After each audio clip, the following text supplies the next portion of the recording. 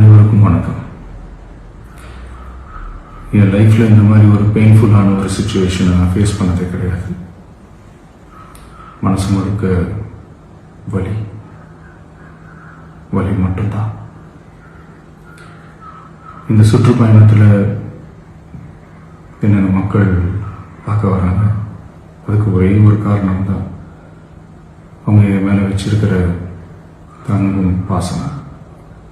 அந்த அன்புக்கும் பாசத்துக்கும் நான் எப்பவும் கடமைப்பட்டிருக்கிறேன். அதனால தான் இந்த சுற்றுப்பயணத்தில் மற்ற எல்லா விஷயங்களையும் தாண்டி மக்களுடைய சேஃப்டி, அதில் எந்த காம்ப்ரமைஸும் பண்ணிடக்கூடாதுன்றதுக்காக தான் அது என் மனசில் ரொம்ப ஆழமாக இருக்கும் அந்த எண்ணம்.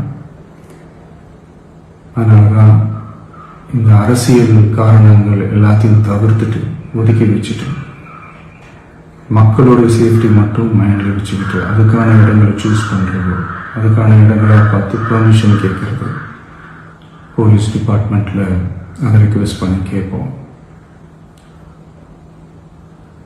ஆனால் நடக்கக்கூடாதது நடந்துருச்சு. நான் மனுஷன் தானே. அந்த நேரத்தில் அத்தனை பேர் பாதிக்கப்பட்டு இருக்கும்போது எப்படி அந்த ஊரை விட்டுட்டு என்னால் கிளம்பி வர முடியும்? நான் திரும்ப போகணும்னு இருந்துச்சுன்னா அது ஒரு காரணம் காட்டி அங்கே வேறு சில பதட்டமான சுச்சுவேஷன்ஸ், வேறு சில அசம்பாவிதங்கள் அந்த மாதிரி எதுவும் நடந்துடக்கூடாதுன்றதுக்காக தான் நான் அவாய்ட் பண்ணேன். இந்த நேரத்தில் சொந்தங்களை இழந்து தவிக்கிற இத்தனை குடும்பங்களுக்கும் என்னுடைய ஆழ்ந்த இரங்கலை தெரிவிச்சுக்கிறேன். எனக்கு தெரியும், என்ன சொன்னாலும் இது ஈடையாகாதுன்னு எனக்கு தெரியும். ஹாஸ்பிட்டலில் ட்ரீட் பண்ணிகிட்ருக்கிற எல்லாருமே சீக்கிரமாக க்யூர் ஆகி வரணுன்றதை இந்த நேரத்தில் நான் வேண்டிக்கிறேன்.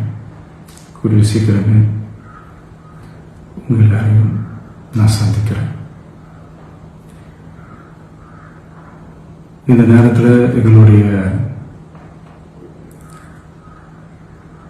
வலிகளை, எங்களுடைய நிலைமையை புரிஞ்சுக்கிட்டு எங்களுக்காக பேசின அரசியல் கட்சிகளை சார்ந்த நண்பர்கள், தலைவர்கள் அனைவருக்கும் என்னுடைய நன்றியை தெரிவிச்சுக்கிறேன். கிட்டத்தட்ட ஒரு 5 மாவட்டத்துக்கு பிரச்சாரத்துக்கு போனோம். இந்த மாதிரி எதுவுமே நடக்கல. ஆனால் கரூரில் மட்டும் ஏன் எப்படி நடக்குது, எப்படி நடக்குது? மக்களுக்கு எல்லா உண்மையும் தெரியும்.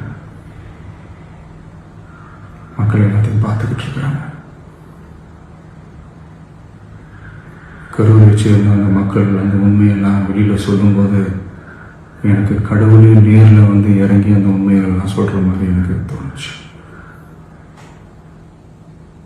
சீக்கிரமே எல்லா உண்மைகளும் வெளியில் வரும்.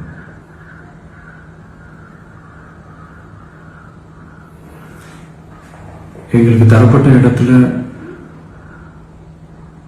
நாங்கள் போய் அந்த ஸ்பாட்டில் நின்று நாங்கள் பேசிட்டோம். அதை தாண்டி எந்த தவறும் எங்கள் சைடில் நாங்கள் எதுவும் செய்யலை. பட் இருந்தாலும் எங்கள் கட்சியை சேர்ந்த நிர்வாகிகள், தோழர்கள் மேலே எஃப்ஐஆர், அது மட்டும் இல்லை சோஷியல் மீடியாவை சேர்ந்த நண்பர்கள், தோழர்கள் அவங்க மேலே எஃப்ஐஆர்லாம் போட்டு இப்போ பிடிச்சிட்டு இருக்காங்க.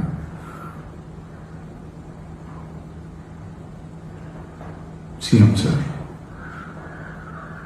உங்களுக்கு ஏதாவது இந்த பழி வாங்கணும் அப்படின்ற எண்ணம் ஏதாவது இருந்துச்சுன்னா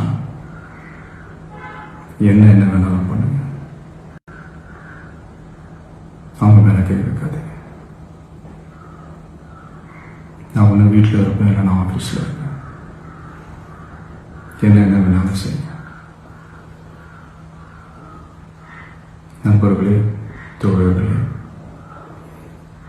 நம்மளோட அரசியல் பயணம் இன்னும் ஸ்ட்ராங்காக, இன்னும் தைரியத்தோட கண்டினியூ ஆகும்.